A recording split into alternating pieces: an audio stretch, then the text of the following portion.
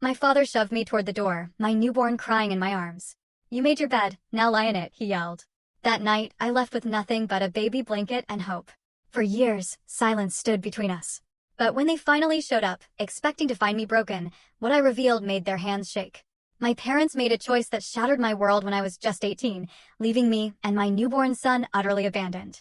But when they showed up on my doorstep years later, desperate for my help, they had no idea the impossible secret I'd unearthed from our family's past, a secret that would unravel their entire lives and reveal just how deep their betrayal truly ran. That night, the night my world collapsed, started with my father's hands trembling, not from age, but from a rage so pure it vibrated through the kitchen table. My mother stood behind him, her silence screaming louder than any actual sound could have. I clutched my 3-day-old son against my chest, his tiny heartbeat fluttering against mine like a trapped bird. "Get out." My father's voice was a low growl I barely heard over my baby's whimpers. "Get out of my house." It was so strange, that word, his house. Just last Christmas, he'd called it our home. This kitchen, where I'd learned my grandmother's apple pie, where Jacob and I carved pumpkins, where Mom taught me to fold dumplings with patient hands. Now it all suddenly belonged to someone else. "Dad, please," I whispered, adjusting the thin blanket around my baby. "Just one night. Tomorrow I'll figure something out, but tonight, you should have thought about that before." His chair scraped as he stood, and I instinctively recoiled, my hip hitting the counter. "Before you spread your legs for that boy, before you brought shame into this house, before you decided to keep it." The word hung in the air like poison, directed at my son. My son, who stirred, his perfect little fingers curling against my chest. He wasn't an it. He was mine. He was everything. And he was only 3 days old. My mother finally spoke, her voice papery thin. "Richard, maybe we should—" "No." He cut her off with a slash of his hand. "We gave her choices. We offered to send her away until it was over. We told her about adoption. She made her choice." His eyes, the same hazel as mine, looked at me like I was a stranger. "Now she lives with it." The irony burned. They'd raised me to believe in forgiveness, in family, in second chances. Every Sunday for 18 years, we'd sat in the third pew at Riverside Baptist, my father's voice booming out hymns about grace. But grace, apparently, had limits, and I had crossed them. "Mom," I looked at her, searching for anything in her face. She gripped the back of my father's chair, knuckles white, mouth pressed into a tight, painful line. "Mom, please. He's your grandson." She closed her eyes. That was her answer. My father moved toward me, and for a wild moment, I thought he might hit me. He never had, not once. But he never looked at me like this either, like I was something diseased that needed to be cut away. Instead, he reached past me, grabbed my purse from the counter, and shoved it into my free hand. "You have 5 minutes to get whatever you can carry," he said. "Then you leave. Don't come back." I stood frozen, the weight of my son suddenly unbearable. This couldn't be happening. Parents didn't do this. Not my parents. Not the people who'd driven 3 hours to every one of my volleyball games, who'd thrown me a graduation party just 6 months ago, who'd cried when I got my acceptance letter to state. "For minutes," my father said, checking his watch. I stumbled upstairs, my body on autopilot while my mind screamed. My room, still decorated with prom photos, my acceptance letter pinned to the bulletin board, the mobile mom had helped me hang over the secondhand crib. It all looked like a museum of a different girl's life. I grabbed the diaper bag I'd packed for the hospital, shoved in whatever clothes I could reach with one hand while holding my son with the other. My hands shook so badly I dropped things twice. From the hallway, I heard light footsteps. Jacob appeared in my doorway, his 12-year-old face streaked with tears. "Haley, don't go," he whispered, glancing back toward the stairs. "I'll talk to them. I'll beg." "No," I pulled him into an awkward one-armed hug, breathing in his familiar little brother's smell of bubblegum and basketball practice. "It's not your fault. This isn't on you. But where will you go?" I didn't have an answer. The boy who'd sworn he loved me, who'd whispered promises in the backseat of his car, who'd said we'd figure it out together. He'd blocked my number the day I told him the test was positive. His parents had money, lawyers, threats. Mine had disappointment, and now, abandonment. "I'll be okay," I lied, kissing the top of his head. "Take care of yourself, all right? Do your homework. Make the basketball team." "Time's up," my father's voice boomed from downstairs. Jacob grabbed my free hand. "I love you," he said, his voice cracking. "I'll find you when I'm older. I promise." I wanted to tell him not to promise things he couldn't control, but I needed to believe someone in my family still loved me. So I just squeezed his hand and headed downstairs. My parents stood by the front door like sentinels. My father held it open, letting in the biting November cold. Neighbors' porch lights flickered on, curtains twitched. The Hendersons across the street were definitely watching. Mrs. Chin next door had stepped onto her porch, pretending to check her mail at 9:30 at night. Please, I tried one more time, my son's starting to cry that newborn wail that sounds like the world ending. Just until morning. I'll sleep in the garage. I won't. My father grabbed my elbow, guiding me firmly toward the door. Not roughly, but with the same determined force he'd used to teach me to ride a bike, to push me forward when I was afraid. Only now he was pushing me away. The cold hit like a physical blow. I'd forgotten a coat in my hurry, and the receiving blanket was meant for a climate-controlled hospital room, not a Michigan November night. My son's cries grew louder, more desperate. You did this to yourself, my father said. And then the door closed. I heard the deadbolt turn, a sound that would echo in my nightmares for years. I stood on that porch where I'd had my first kiss, where I'd posed for prom photos, where we'd hung Christmas lights every year since I could remember. My feet were in the fuzzy socks I'd worn at the hospital. No shoes. The diaper bag cut into my shoulder, and my son's cries were drawing more attention. Mrs. Chin had taken out her phone. Pride told me to walk away with my head high, but survival told me to try one more thing. I went to Jacob's window. His light was on, and I could see his shadow. He pressed his palm against the glass, and I pressed mine on the other side, the cold window between us like a prophecy of all the distances to come. Then I started walking. The sidewalk was rough under my socks, and within a block, I could feel them tearing. My son's cries had shifted to hiccups and whimpers, exhausted from the effort. I didn't know where I was going. My best friend Sarah was away at college. The other girls from school, the ones who'd promised to throw me a baby shower before they found out I was keeping him, before they started calling me stupid and worse, they weren't options. By the time I reached the gas station 6 blocks away, my feet were bleeding. The fluorescent lights inside were harsh, violent, after the darkness. The cashier, a middle-aged woman with kind eyes and a name tag reading Brenda, looked up from her magazine. Honey, you okay? She came around the counter, taking in my bloody socks, my crying baby, my everything I own in one bag appearance.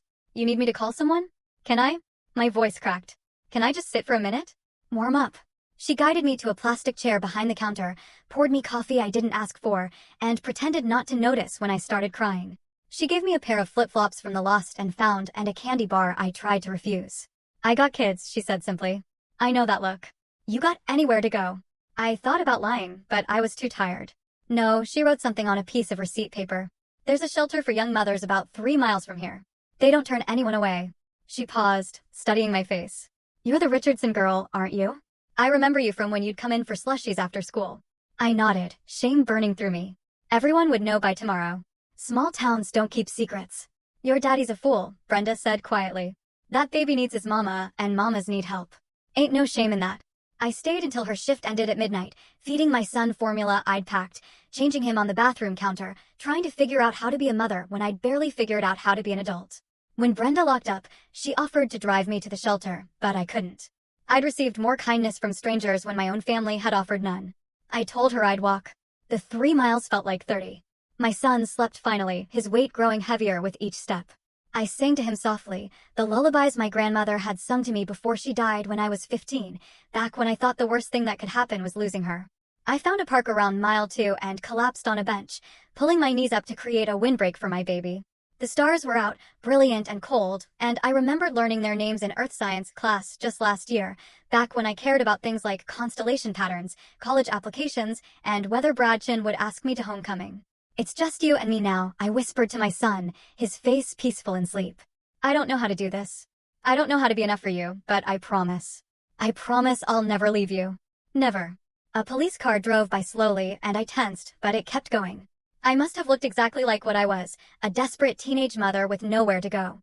Not worth stopping for. Dawn was starting to lighten the sky when I finally saw the shelter. It was a converted Victorian house with a sign that read, Martha's Haven, a safe place for mothers and children. The paint was peeling and one shutter hung crooked, but the porch light was on, welcoming. I stood at the bottom of the steps for a long time. My son started to stir again, probably hungry. Walking up those steps meant admitting what I'd become. It meant paperwork and caseworkers and questions I didn't want to answer. It meant being another statistic, another cautionary tale parents would whisper about to their daughters. But it also meant walls and a roof and maybe a bed where I could feed my son without freezing. I climbed the steps and rang the doorbell. The woman who answered the door at Martha's Haven had the kind of face that had seen everything and judged nothing. Her name was Deb, and she wore pajama pants with cartoon cats on them and a sweatshirt that read, World's Okayest Mom. She took one look at me, bloody socks visible through the borrowed flip-flops, baby clutched against my chest, everything I owned in a Target bag, and stepped aside. "Come on in, sweetheart. Let's get you sorted." The house smelled like disinfectant and desperation, with an underlying note of whatever someone had cooked for dinner, something with curry that made my empty stomach clench. The entry hall was narrow, painted a cheerful yellow that couldn't quite hide the water stains on the ceiling. A bulletin board covered in rules, schedules, and inspirational quotes dominated one wall. "Every journey begins with a single step," proclaimed one poster, which felt like a cruel joke when my journey had begun with being thrown out. Deb led me to an office the size of a closet where she pulled out a clipboard thick with forms. "I know it's a lot," she said, producing a pen from behind her ear. "But the state requires all this. Can you write while holding him? Or do you want me to?" "I've got him," I said quickly, adjusting my son so I could write one-handed. I'd learned in 3 days that I could do almost anything one-handed now. The forms wanted everything: my name, my parents' names, my son's father's name, medical history, income, none, assets, none. Emergency contacts? I left it blank. Each question felt like another small humiliation, reducing my life to checkboxes and blank lines. "How old is he?" Deb asked gently, nodding at my son. 3 days. Her eyebrows rose slightly. "And you're just coming from the hospital?" "From my parents' house." I couldn't finish. She didn't need me to. "Well, you're here now. That's what matters." She explained the rules while I filled out papers. Curfew at 9 p.m. unless you had a work exemption, mandatory chores rotated weekly, group therapy twice a week, parenting classes on Saturdays, no male visitors above the first floor, no alcohol, no drugs, random room searches. You could stay up to 2 years, but most moved on within 6 months, either up or out. She didn't specify which. "You'll be sharing a room with Kesha and her daughter," Deb said, leading the way upstairs. "She's been here 3 months, knows the ropes. She's good people." The room was barely bigger than my walk-in closet at home, my parents' house, I corrected myself. 2 twin beds pushed against opposite walls, a crib wedged between them, and a pack and play in the corner. A single dresser with 4 drawers, 2 for each mother. One window with bars on the outside, painted white, as if that made them less prison-like. Kesha was sitting on one bed, nursing a baby who looked about 6 months old. She was maybe 20, with intricate braids and tired eyes that sized me up in seconds. "Fresh meat," she said, not unkindly. "You look like you just got kicked out." "Let me guess. Religious parents." I nodded, setting down my bag. "Mine too." Apparently, having a baby without a husband is fine when Mary does it, but not when Kesha does it. She shifted her daughter to her other breast. "That bed's yours. Bottom 2 drawers. There's a mini fridge in the hall we all share. Label everything or it'll disappear. Shower schedule's on the door. You get 10 minutes max. Your baby cry a lot." "I don't know yet," I admitted. "You will." She studied my son, who was starting to fuss. "He hungry?" "Probably. There's a rocking chair in the common room. Better than trying to nurse sitting on these beds. They squeak like hell and Marie next door will bang on the wall." I wanted to tell her I wasn't nursing, that my milk hadn't even come in properly before everything fell apart, that I had 6 cans of formula in my bag and no idea how I'd get more when they ran out. But shame kept me quiet. The next few days blurred together in a haze of exhaustion and adjustment. My son, I named him Ethan at the hospital, alone, except for a tired nurse who acted as my witness, cried constantly. Not the normal newborn crying that parenting books described, but a desperate, gasping wail that went on for hours. The other mothers in the shelter were patient at first, then less so. "Can't you shut him up?" Marie hissed through the wall at 3 a.m. on my 4th night. "Some of us have to work in the morning." I wanted to scream back that I was trying, that I'd walked him up and down the narrow hallway until my feet bled again, that I'd tried everything: feeding, changing, swaddling, singing. But I just whispered sorry and took him down to the common room where I sat in the broken rocking chair and cried along with him. That's where Carla found me. She was 19 with bleached hair showing dark roots and a face that might have been pretty if it wasn't so gaunt. Her son Tyler was 8 months old and slept like a dream, she said, which made the other mothers hate her a little. "First baby?" she asked, sitting on the arm of the couch. "Is it that obvious? You've got that look like you're drowning, but don't want to admit you can't swim." She pulled a cigarette from behind her ear, noticed my look, and put it back. "Not allowed to smoke in here anyway. Been trying to quit. Tyler's dad used to blow smoke right in my face when I was pregnant, so I figure secondhand's better than firsthand, right?" She told me her story in pieces over the next few weeks. Her boyfriend had seemed sweet at first, then controlling, then violent. She'd stayed through the first 2, left after he'd pushed her down the stairs at 7 months pregnant. Her parents said she'd made her bed by dating that kind of boy. His parents had money and lawyers, hers had disappointment and denial. "At least your kid's dad just disappeared," she said one morning as we did our assigned kitchen duty. Mine keeps trying to get custody. Shows up here sometimes, makes a scene.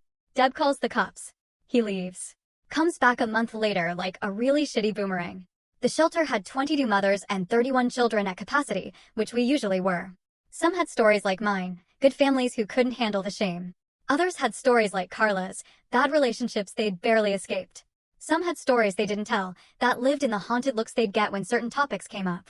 There was Antonia, 16, with twins, who did her homework at the kitchen table while breastfeeding. Madison, 23, with 3 kids from 3 different fathers, who worked 2 jobs and still couldn't afford an apartment.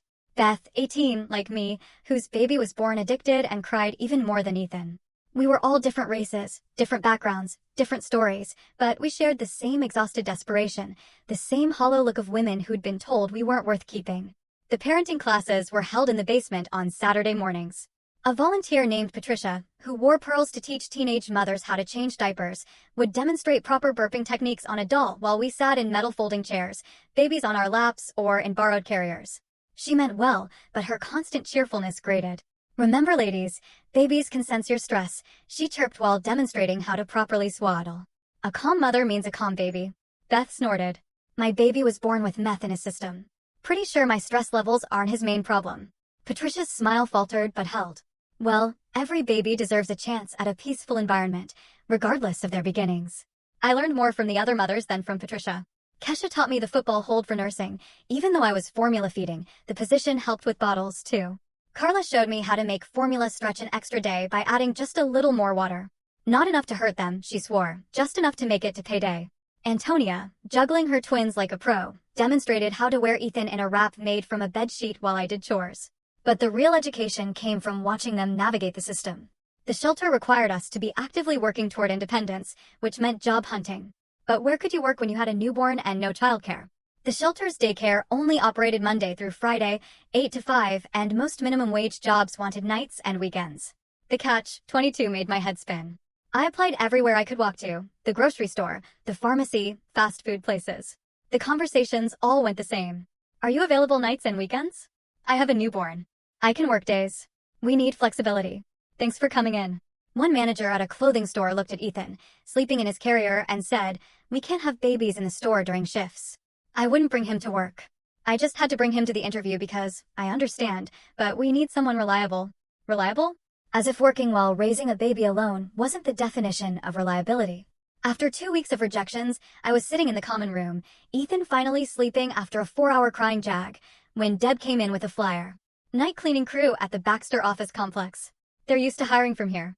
It's not pretty work, but it's work. You interested?"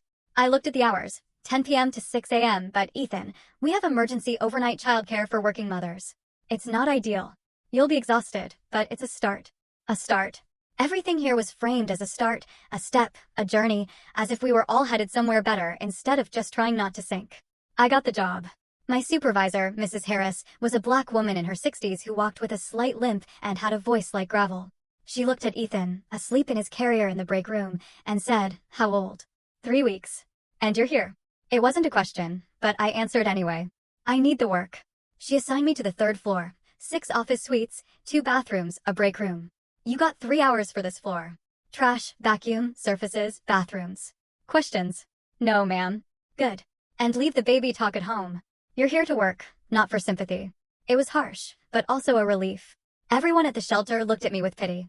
Mrs. Harris just saw another pair of hands to push him up. The work was hard. My body, still recovering from childbirth, protested every movement. I bled through pads, leaked milk I wasn't using, cried in the supply closet when no one was around. But every night, I cleaned those offices. Like my life depended on it, because it did. The overnight childcare was a room with 6 cribs and one exhausted worker named Gladys, who watched the babies of mothers who worked nights. I'd feed Ethan at 9:30, hand him to Gladys at 9:45, and try not to think about him crying for me while I scrubbed toilets. I'd pump in the bathroom on my break, dumping the milk because I couldn't keep it cold and couldn't bear to see it go to waste, but also couldn't bear to keep producing it when I couldn't use it. 3 weeks into the job, I was cleaning an executive's office when I noticed the books on a shelf: business management, accounting principles, financial planning. During my break, instead of pumping, I sat in his chair and read. The numbers made sense in a way nothing else in my life did. Credits and debits, assets and liabilities. There was a logic to it, a balance that could be achieved. I started borrowing books, reading them during my breaks, taking notes on paper towels. When Mrs. Harris caught me one night, I thought I'd be fired. "What are you doing?" she asked, standing in the doorway. "I'm sorry. That's a $200 textbook." I wasn't stealing it. I was just reading. She walked over, looked at my paper towel notes, covered in pencil equations. "You understand this?" "Some of it. I'm trying to learn." She was quiet for a long moment. "My daughter's an accountant. Makes 6 figures. Has a house with a pool. I clean her office sometimes. Different building. She forgets that. Tells people her mom's retired." She looked at me, really looked at me, for the first time. "You want more than this?" "Yes." "Then take the damn book home. Bring it back when you're done." There's more where that came from. That night, walking back to the shelter at 6 a.m. with a borrowed accounting textbook in my bag, Ethan's weight in my arms, the sunrise turning the sky pink, I thought about my parents. Were they awake yet? Did they think about me? Did they wonder if I was alive? If their grandson was healthy? Or had they successfully erased us, the way you delete a typo, a mistake in an otherwise perfect document? Jacob had tried to find me. He'd sent messages through Sarah, who'd finally responded to my Facebook message. "He wants to know if you're okay. He says Mom cries at night and Dad won't let anyone say your name." I wanted to be angry about my mother's tears. She'd stood there. She'd let him throw me out. She'd chosen her husband over her daughter and grandson. But anger took energy I didn't have. I was too busy surviving to hate properly. For months in, I'd saved $437. It might as well have been $4 for all the good it did. First and last month's rent plus security deposit for even the cheapest apartment was over $2,000. But I kept saving $20 here, $30 there, hiding it in a tampon box because Kesha said no one steals those. Carla got approved for subsidized housing and left on a Tuesday, promising to keep in touch. She didn't. That was how it worked. When you escaped, you didn't look back. The shelter was a place you survived, not a place you remembered fondly. We were trauma bonded, not friends. Her bed was filled the next day by a 15-year-old named Jessica, whose parents had signed away their rights so her aunt could kick her out legally. She cried for 3 days straight, and I held her baby while she did, remembering my first nights, the shock of it all. "It gets easier," I told her. Though I wasn't sure that was true. It didn't get easier. You just got harder. Your skin thickened. Your standards lowered. Your dreams shrunk to fit the space available. But sometimes, late at night, in that office building, reading those borrowed books while the world slept, I'd allow myself to imagine a different future. One where Ethan and I had our own place. Where I had a job that required my brain instead of just my back, where I could afford formula without watering it down. Eventually, I found myself standing in a community college admissions office, Ethan strapped to my chest, filling out an application for night classes. The woman behind the desk looked at me, 18 years old, homeless, single mother, and I could see her calculating my odds of success. "The program's demanding," she said carefully. "With a baby, I'll manage," I said, not sure if it was determination or delusion. She stamped my application. "Classes start in 2 weeks. Financial aid should cover most of it if you qualify." Walking out, I whispered to Ethan, "We're going to build something better. I promise." I had no idea how many times that promise would nearly break me before I could keep it. The community college classroom smelled like whiteboard markers and broken dreams. 23 students crammed into a space meant for 15. Most of us exhausted before the professor even started talking. It was 7 p.m. on a Tuesday, my first introduction to accounting class, and Ethan had kept me up for 36 hours straight with what the free clinic doctor called just colic. "Welcome to ACC 101, Professor Martinez said, a middle-aged man whose coffee stains told their own story of exhaustion. Look to your left, now you're right. Statistically, one of those people won't be here by midterms." I didn't look. I couldn't afford to be a statistic. The shelter's emergency childcare only covered my work hours, so I'd had to negotiate with Jessica, the 15-year-old mom who'd taken Carla's bed. She watched Ethan during my classes. I helped her with her GED homework. It was a fragile system that depended on both our babies sleeping at the same time, Jessica not having a breakdown, and me making it back before the shelter's curfew. That first week, I failed a quiz. Not just failed, bombed it completely. The numbers that made so much sense when I read them in stolen moments at work scrambled on the page. My hand shook as I wrote my name, exhaustion making everything blurry. Professor Martinez handed back the quizzes the next class. "Miss Richardson, see me after." I waited, Ethan's car seat at my feet, because Jessica had a crisis and couldn't watch him. He was mercifully quiet, probably exhausted from screaming all morning. "This isn't going to work if you can't focus," Martinez said, not unkindly, but not gently either. "I know. I'm sorry. I don't need apologies. I need to know if you're wasting your time and mine." Something in me snapped. Not angry, just clear. I clean offices 10 hours a night to afford formula. I live in a shelter with 21 other mothers who've been thrown away by everyone who was supposed to love them. I haven't slept more than 2 consecutive hours in 5 months. But I'm here, aren't I? That quiz was my first F in my entire life, and it'll be my last. So no, I'm not wasting anyone's time. He studied me for a long moment, then pulled out a business card. My wife runs a tutoring center. Tell her I sent you. First 5 sessions are free for students with demonstrated financial need. I think you qualify. The tutoring center was in a strip mall between a nail salon and a Chinese restaurant. Mrs. Martinez was nothing like her husband, soft where he was sharp, patient where he was brisk. She took one look at Ethan and set up a pack and play in the corner. Babies are welcome here, she said. Learning doesn't stop for life. Those sessions saved me. Not just academically, though my grades climbed from that initial F to steady Bs, but mentally. For 2 hours twice a week, I was just a student learning debits and credits. Not a homeless teenage mother, one crisis away from complete collapse. The nights got harder before they got easier.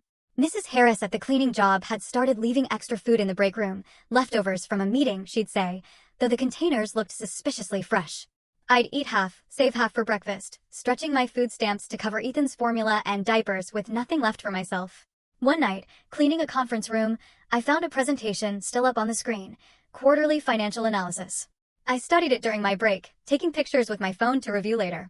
The company was hemorrhaging money in their supply chain, obvious inefficiencies that even I, with 1 semester of accounting, could spot. I left a note, anonymous, in pencil on a post-it, check your vendor invoicing. You're being double billed on items 3, 7, and 12. 2 weeks later, Mrs. Harris found me. Someone upstairs wants to know who's been leaving notes on the financial reports. My blood went cold. I'm sorry. I didn't mean. They want to offer you an internship. What? Unpaid, because they're cheap bastards, but it counts as course credit. You'd work here during the day twice a week, doing basic bookkeeping. You interested? Interested? I wanted to cry. Instead, I said, I'd need to bring Ethan sometimes. They got a lactation room nobody uses. Set him up in there. The internship meant juggling schedules that would make a circus performer dizzy. Shelter daycare from 8 to 12. Internship from 12 to 4 while Ethan napped in the empty lactation room. Classes from 7 to 10. Cleaning from 10 p.m. to 6 a.m. Sleep happened in 20-minute increments on buses, in break rooms, standing up in the shower sometimes. But the internship led to references. References led to a better job, part-time bookkeeping for a small construction company owned by Mr. Chin, whose wife I'd helped find a calculation error that saved them $3,000. You're that girl, Mrs. Chin said when I came for the interview. The Richardson girl? Your parents go to my church. I waited for her to throw me out. They're fools, she said instead. When can you start? 6 months into my new life, I got a letter. No return address, but I recognized Jacob's handwriting. Inside was a photo, my parents at church, standing stiffly while Pastor Harold preached. My mother had aged 5 years. My father's smile looked painted on. Jacob had written on the back, they tell people you moved away for college. I tell people the truth. There was money in the envelope, 5 $20 bills and a note, mowing lawns after school. Ethan's uncle loves him. I cried so hard that night that Kesha threatened to call a crisis counselor. The construction company job paid enough that I could start dreaming about an apartment. I found a 2-bedroom in a building that had seen better decades, where the landlord didn't ask too many questions if you had first, last, and security and cash.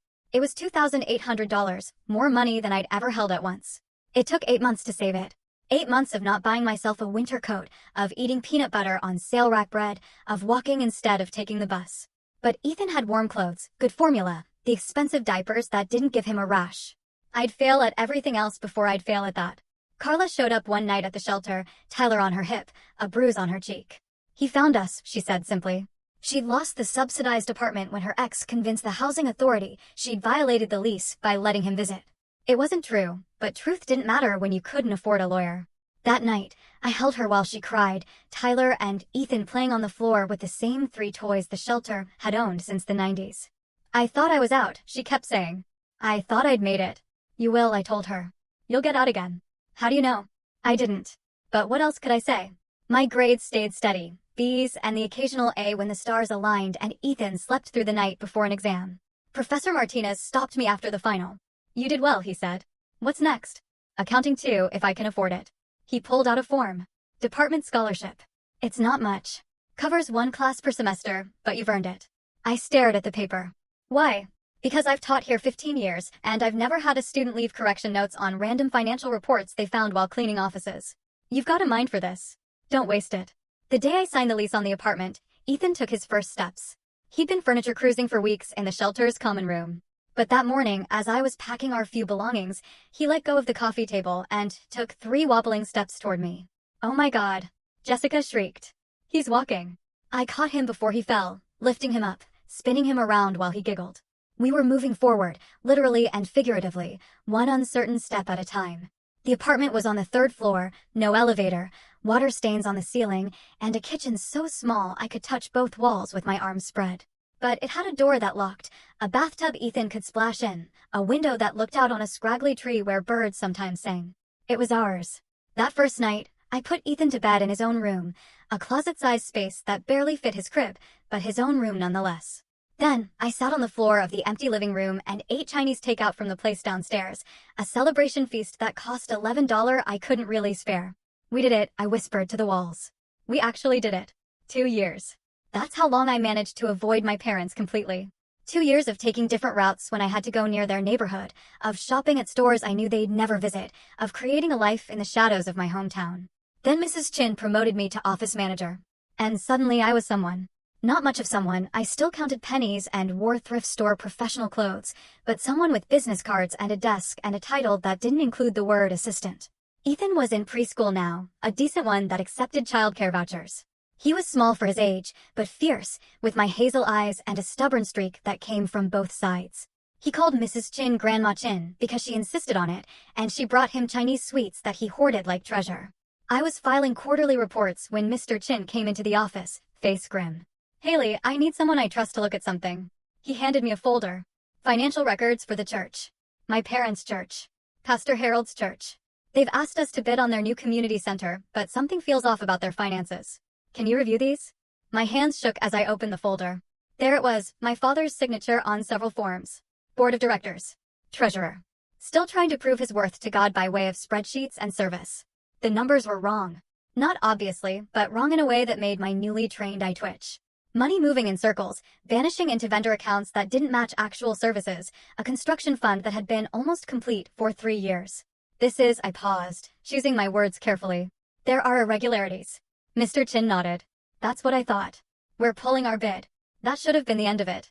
But I couldn't stop thinking about those numbers, about Pastor Harold's face that last night when my father chose him over me. I kept copies of everything, studying them at home while Ethan played with blocks. 3 weeks later, my doorbell rang at 8 p.m. Nobody visited me except Mrs. Chin, and she always called first. Through the peephole, I saw them. Older, grayer, smaller somehow. My parents stood in my hallway like ghosts I'd conjured by thinking too hard. I opened the door, but didn't invite them in. My mother's eyes went immediately to Ethan, visible behind me, building a tower out of Legos. "Is that," she started. "What do you want?" My voice came out steadier than I felt. My father cleared his throat. The commanding man who'd thrown me out was gone, replaced by someone who looked tired and desperate. "We need to talk to you, please." "About what?" "You made your position clear 2.5 years ago." "Things have changed," my mother said, her voice barely above a whisper. We made mistakes." I laughed, sharp and bitter. "Mistakes? Is that what you call abandoning your daughter and infant grandson?" Ethan looked up at my tone. "Mama? It's okay, baby. Keep playing." I stepped into the hallway, pulling the door almost closed behind me. "You have 2 minutes." My father's Adam's apple bobbed. "The church is being audited. There are discrepancies." Harold said. "Harold's been arrested," my mother interjected. I kept my face neutral despite the satisfaction that flooded through me. And we need someone who understands finances. Someone we can trust. Someone family. Family. The word tasted like poison. "I stopped being family when you changed the locks." My mother flinched. "Haley, please. We know we hurt you." "Hurt me? You threw me out with a 3-day-old baby in November with no shoes." "We were following Harold's guidance," my father said weakly. "He said enabling you would be wrong." I held up my hand. "You chose him over me. You chose your reputation over your daughter. Those were your choices, not his." "You're right," my mother said suddenly. "You're right about all of it. We were cowards. We were cruel. I know you did it for me. And for all the other families, that makes it even better." He paused. "I miss you. I miss my nephew." "Is he? Does he look like you?" "He has my eyes. Your eyes, too. Maybe someday I can meet him. Maybe. When you're 18. When it's your choice, not theirs." 2 more years, he said, like a promise. After we hung up, I sat in my small living room, watching Ethan sleep on the couch where he dozed off during a cartoon. My life looked nothing like I'd planned at 18. No college dorm, no sorority sisters, no easy path padded by parental support. Instead, I had this, an apartment with thin walls and noisy neighbors. A job that barely covered the bills. Night classes that might eventually lead to a degree. A son who called me mama like it was the best word in the world. And now, the strange power of being needed by the people who'd thrown me away. They'd come to me, broken and desperate, and I'd help them. Not out of love or forgiveness, but because I was better than they were, because I could be. Mrs. Chin gave me a raise after the church scandal broke.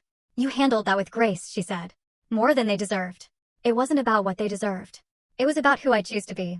She smiled. That's why you're getting a raise. The raise meant I could stop watering down Ethan's juice. I could buy him new shoes instead of used ones. I could even maybe start saving for something bigger, our own house someday, with a yard where he could play. That evening, as I gave Ethan a bath, he looked up at me with those serious hazel eyes and said, Mama, are you sad? No, baby. Why? Sometimes your face gets sad when you think I'm not looking. I lifted him out of the tub, wrapping him in a towel that had seen better days, but was soft from so many washes. Sometimes mamas get sad, but then we see our babies, and we remember why we're happy. Why? Because you're my best thing. You're my impossible thing that came true. He giggled as I tickled him dry, and I thought about the title of my story. How my parents walked in and saw the impossible. They'd seen their teenage daughter transformed into someone they needed. They'd seen the grandson they rejected thriving despite them. They'd seen that throwing us out hadn't destroyed us, it had forged us into something stronger. But the real impossible thing wasn't what they saw. It was what I'd built from nothing but determination and the weight of a baby in my arms. It was surviving when everyone expected me to fail. It was becoming someone's entire world when my own world had collapsed. The second time my parents appeared at my door, they brought leverage. It was a Thursday evening, 3 weeks after I'd helped untangle them from Pastor Harold's fraud. Ethan was practicing writing his name at the kitchen table, crooked letters that looked like drunk caterpillars, when the knock came. Through the peephole, I saw them. My parents again, but this time with a man in a suit. Lawyer, my instinct screamed. I opened the door, the chain still on. I told you not to come back. We need to discuss your grandmother's estate, the lawyer said, producing a business card through the gap. I'm William Thornton. Your parents have hired me to resolve some irregularities. My grandmother. She'd been dead 4 years now, gone just before my 15th birthday. The mention of her name was a key turning in my chest. What irregularities? My father shifted uncomfortably. Can we come in? Please, Haley. This affects you. I looked back at Ethan, absorbed in his letters. Mrs. Chin wasn't expecting him for another hour. She'd started taking him for dinner once a week, teaching him Mandarin and spoiling him with dumplings. 10 minutes, I said, unhooking the chain. They filed in, my mother's eyes immediately going to Ethan. He looked up, curious but unafraid. Ethan, go play in your room for a bit, okay? Okay, Mama. He gathered his crayons carefully, like I taught him.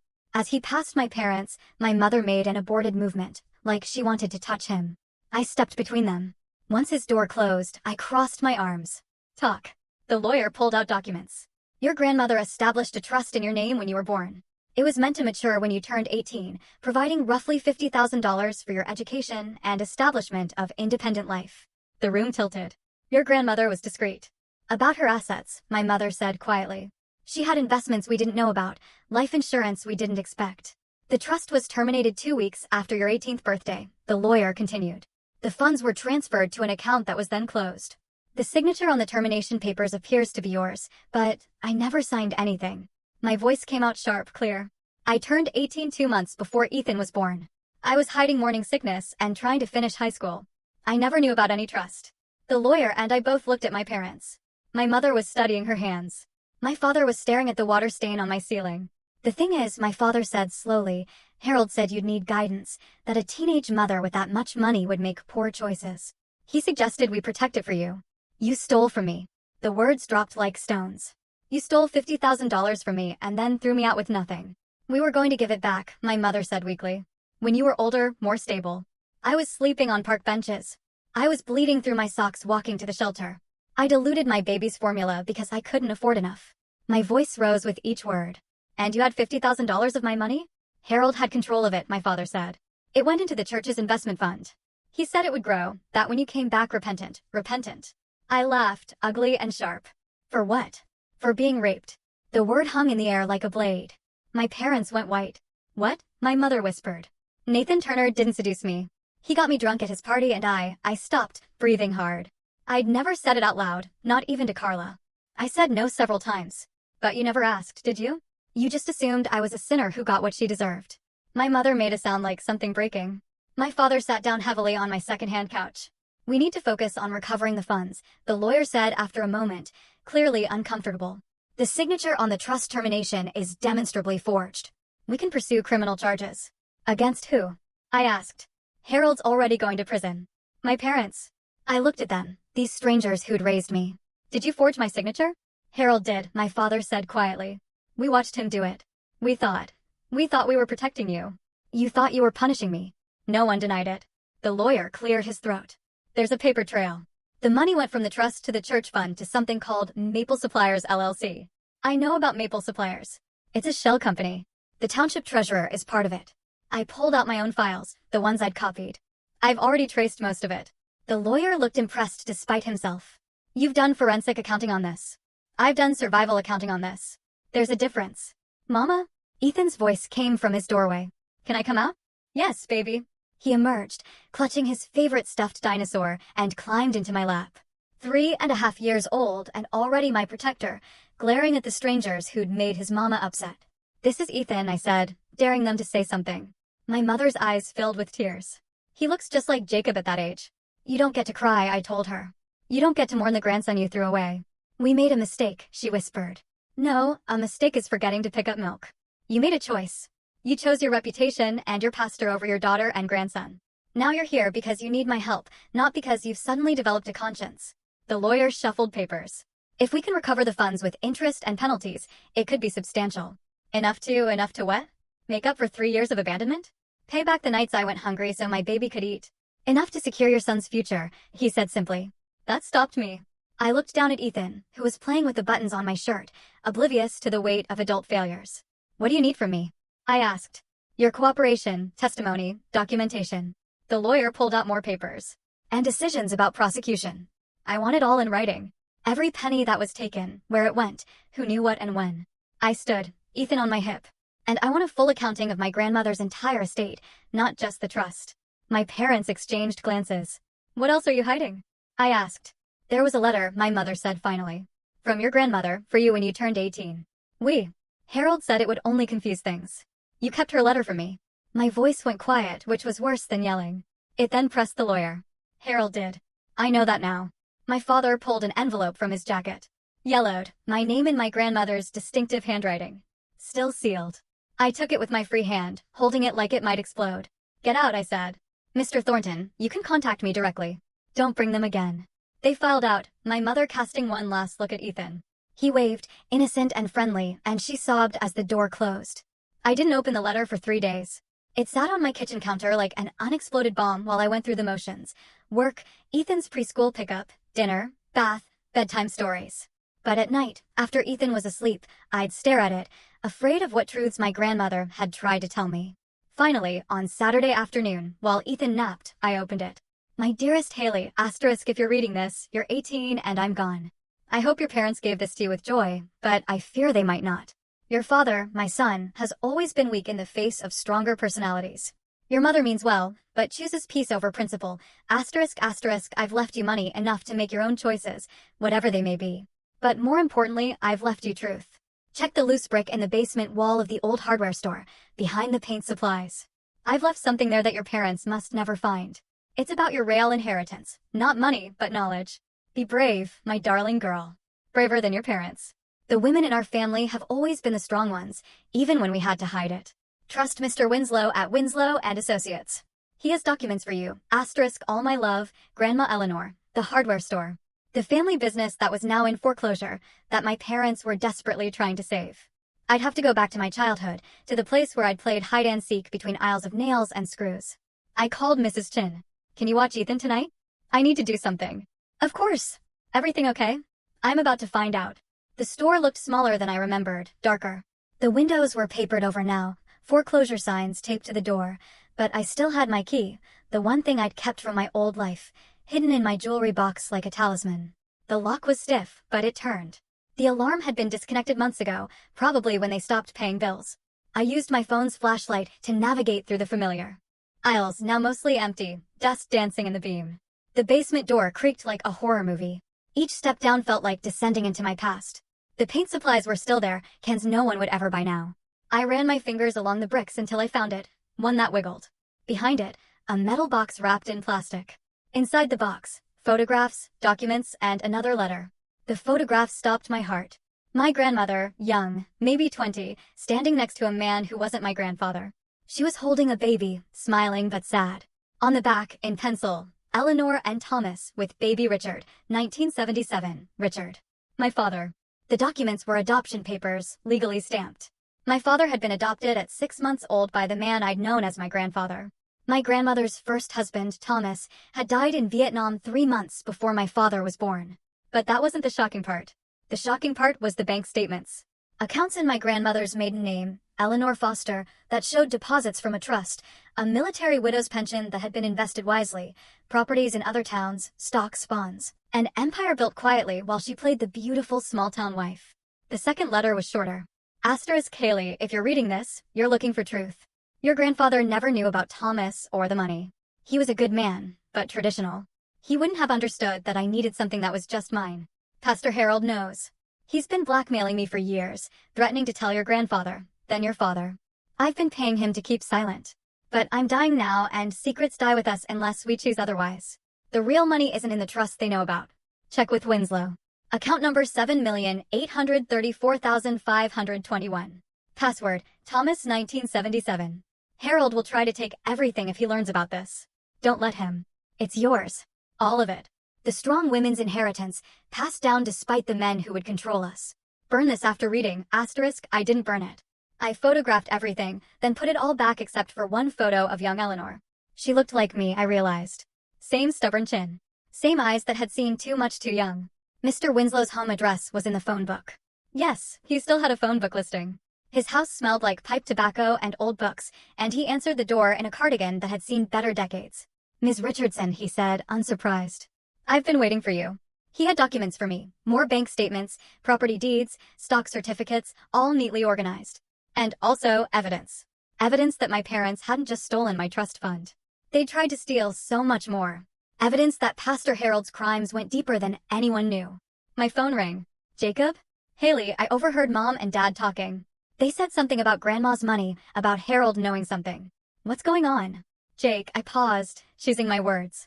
Did you know Dad was adopted? Silence. Then what? There's more to this story than anyone's told us. Can you get to the hardware store tomorrow? Alone. It's in foreclosure, I know. Can you? Yeah, I'll figure it out. After I hung up, I made a decision. I called William Thornton, the lawyer. I want to buy the hardware store, I said. Cash offer. And I want to hire you, not my parents. You. To help me bury Pastor Harold so deep he'll need a ladder to see heaven. Miss Richardson, I have the money. I have evidence. What I need is someone who knows how to use both. I'm listening. I talked for an hour, laying out everything I'd found, the hidden accounts, the blackmail, the attempted theft. By the end, he was practically salivating. This is significant. We're not just talking about recovering your trust fund anymore. We're talking about racketeering, extortion, potentially murder by coercion if we can prove the stress contributed to your grandmother's death. I want Harold destroyed. But my parents, I paused, thinking of Jacob. They're victims too. Even if they're also culprits, I want them to face consequences, but not prison. You're more generous than they deserve. No, I'm practical. My brother doesn't deserve to lose everything because they're weak and stupid. The next morning, I met Jacob at the hardware store. He'd grown tall, almost 6 feet, with the awkward limbs of a teenager not yet comfortable in his body. When he hugged me, I smelled my father's aftershave and had to fight not to pull away. I've missed you so much, he said into my hair. Everything's been wrong since you left. Since they threw me out, I corrected gently. I showed him everything, the photos, the documents, the truth about our father's birth, our grandmother's secret empire. He sat on the dusty floor and cried for the grandmother we'd lost, for the family we'd never really been, for the lies that had shaped us. How could they? He kept asking. Because they're cowards. Because believing Harold was easier than thinking for themselves. Because throwing me out was simpler than facing their own failures. But you have a baby. They threw out their own grandson. They threw out their daughter first. Ethan was just collateral damage. He looked at the bank statements again. You're rich now. We are rich, I corrected. You think I'd keep Grandma's money from you? Half of this is yours when you turn 18. But she left it to you. She left it to the strong one. But you're strong too, Jake. You called me. You slipped me money. You chose truth over comfort. That's strength. We sat in the basement of our family's dying business, surrounded by the evidence of years of lies, and planned how to build something better from the ruins. The courtroom smelled like fear and furniture polish. I sat in the witness box, my hands steady on the Bible, even though I hadn't believed in God since the night my parents chose him over me. Across the room, Pastor Harold sat in an orange jumpsuit that made his skin look sallow. He'd lost weight, his collarbone sharp beneath the fabric. Good. State your name for the record, the prosecutor said. Haley Richardson. Miss Richardson, can you identify the document on the screen? It was my signature, or rather, the forgery of it, blown up large enough to see every hesitation in the pen strokes where Harold had tried to copy my handwriting. That's a forged version of my signature on trust termination papers. How can you be certain it's forged? Because I was 6 months pregnant and hiding in my childhood bedroom when that was supposedly signed. I never knew the trust existed until 3 months ago. Harold's lawyer, young, nervous, court-appointed, stood up. Objection. The witness can't claim ignorance of something, then claim certainty about it. I can claim, I interrupted, looking directly at Harold, that the man my parents trusted more than their own daughter stole $50,000 from me while I was sleeping in a